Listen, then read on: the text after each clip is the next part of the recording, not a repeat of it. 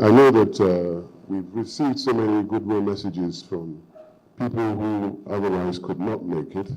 So I thank them each and every one. And those of the goodwill messages that we will hear, I thank you all in advance. It gives me a great pleasure, extreme pleasure to welcome you to this colloquium of indigenous associations. I thank the MC for Prof for doing such a wonderful job in summarizing what the Ibile Summit Group is about. But today it's not just about the Summit Group, it's about all indigenous associations across the state.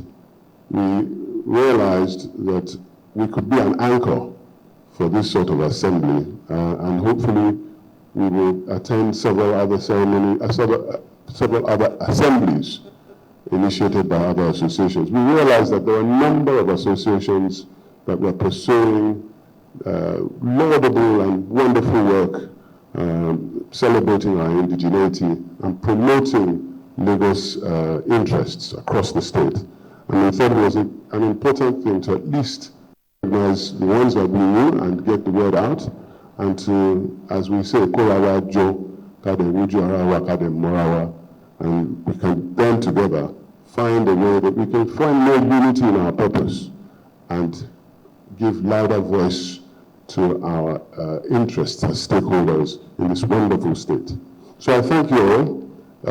Greater unity and a louder voice, we thought, was a very appropriate theme to start off the first of these general assemblies. And we hope other associations would host similar assemblies that we will attend. But we are proud of our initiative, and we're proud of what we do at Ibile Summit Group. The Prof has currently stated out our objectives as a group, but our objective today here is to stimulate the conversations that will assist each and every one of us in identifying ways and means in which we can promote our cultural indigeneity, our social economic interests, with great attention to both detail and execution of our desires. I think some of you will know that I'm a lawyer. Apologies for that. I'm also a bit of a historian. So I think I want to just talk about two things in particular. I want to talk about a little bit of the law without boring you, because it's important to set the framework.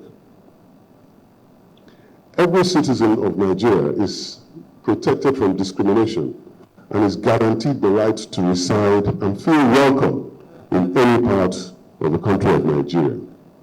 Every citizen is protected to feel welcome in any part of the country called Nigeria that we love so much. However, there is a corresponding duty to protect other citizens in their own community, a community in which they are indigenous.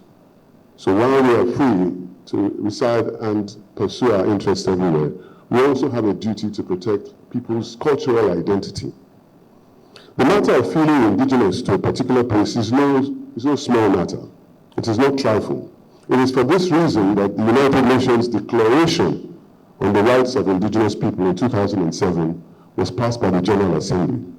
And I just chose one of the articles there because it provides, in Article 5, indigenous people have a right to maintain and strengthen their distinct political, legal, economic, social, cultural institutions while retaining their right to participate fully, if they so choose, in economic, social, and cultural matters of the state. State in that case was obviously a sovereign state. Regrettably, expressing indigeneity in Nigeria is not respected with equality across the country. It should not offend any other citizen when such universal rights are expressed by indigenous people. Fortunately, the Constitution of Nigeria provides some legal basis for indigeneity. I hear comments several times, and I'm sure many of you have heard it. Oh, well, nobody understands what indigeneity is, and indigenous doesn't really mean anything in Nigeria. But it's not true. The Constitution actually provides a legal basis for indigeneity, and it shows that it's a serious, weighty, and constitutional matter, a universal right. For this reason, no less than our own president, the president of any republic, but in this case, our current president, is charged in the appointment of ministers to the Federal Executive Council to bear in mind the provisions of the Constitution, provided that in giving provisions, which says, I quote, provided that in giving effect to provisions aforesaid, the president shall appoint at least one minister from each state who shall be an indigene of such a state. So there you see that word, an indigene of such a state. Meaning that to appoint a person, you must appoint a person that belongs to a state. In Article 9 of the convention that I spoke about, indigenous people and individuals have a right to belong to an indigenous community or nation.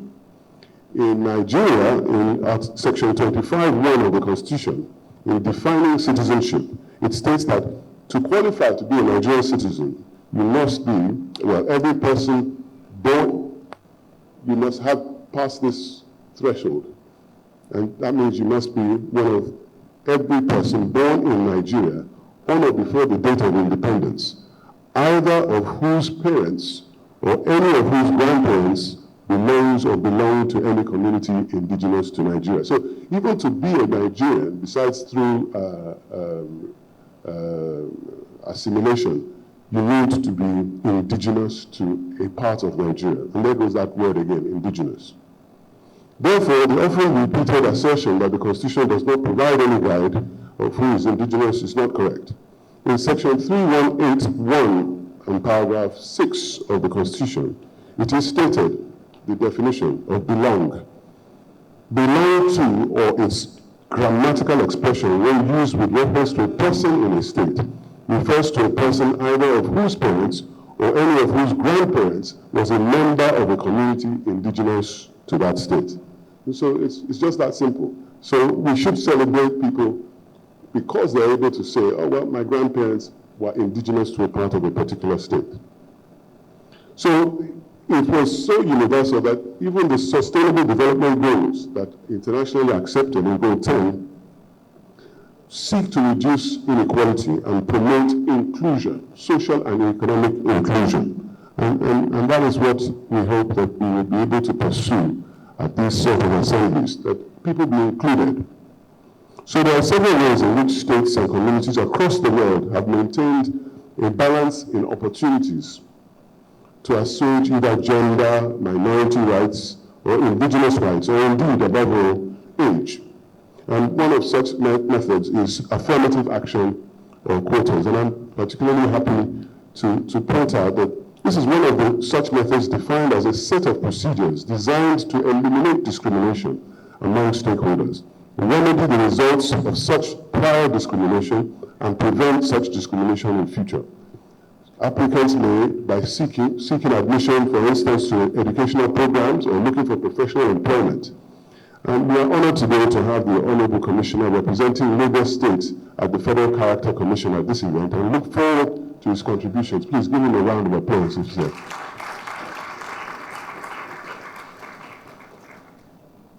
The Federal Character Commission does a yeoman's job in keeping the balance of interest across the nation. And, you know, it is opportunities that people crave for their well-being, social and economic opportunities. At Ibile, we have a dedicated focus on citizens in diaspora. And I think every indigenous group should focus on the diaspora. And so should this sort of assembly should focus on the diaspora. For instance, there is an unquantified, I don't know that there is a census, there's an unquantified number of Ibiles with affinity to or belonging to Lagos spread across the world. This is a great resource that can still be tapped to great benefit of the state. When you consider that the population of Ireland is about, that is Irish people on the island of Ireland, is about 6.9 million. But it's estimated to have 50 to 80 million people around the world that have Irish forebears or Irish indigeneity within their affinity structure, making the Irish diaspora one of the largest of any nation in the world. and they use it to great benefit. It is a strategic and very resourceful economic powerhouse for the island of Ireland. And the same thing I must say is for the Lebanese. There are more Lebanese people living outside Lebanon, and they're a great resource to that nation. And I think the diaspora population of Lagos State is something that we should pay strong attention to and call for better involvement, because they would seek, and I know they would, seek platforms with which they can have contributions to the social and economic benefits of Lagos State. Ireland's diaspora strategy has been successful in attracting the Irish abroad to contribute to the country, and that's what I'm advocating. It has also helped to attract community diaspora to work and live in Ireland, either physically or remotely. All said, in fostering unity, we must seek to exercise our indigenous rights and celebrate our community. Under the United Nations Convention, our constitutional rights, and just the dictates of decency and fair weather within our country. And I have said it in other places, and I hope that at the end of today, we will take it very seriously, that we should advocate within this state to dedicate a day in the annual calendar, a Lagos Day, a day in which we will celebrate our culture, we will celebrate our languages, we will celebrate each of our people, and celebrate our heroes, and celebrate people who have contributed immensely to the development of this state. And I hope that, I won't preempt the discussions, but I hope that at the end of this assembly, we will put that at least as one of our recommendations, that the House of Assembly dedicates a day and call it Lagos Day, a day where we celebrate each other. Our cultural identity can be a significant source of power and wealth. It can foster a strong sense of community, collective action, and social cohesion, which can be leveraged to achieve economic and social goals. Unity in our identity is a Lagos superpower. It is a superpower that we have in that we accommodate and are home to people who are from all parts of the world and all parts of the nation. We are known for that. And it is one of what the hospitable attributes that we have that is a great strength to Lagosians. We should not let it become a weakness. Unity in our identity, our greatest superpower. Together, that identity, after today and days like this, can become louder and more influential in pursuing indigenous and stakeholder rights. I thank you very much for listening.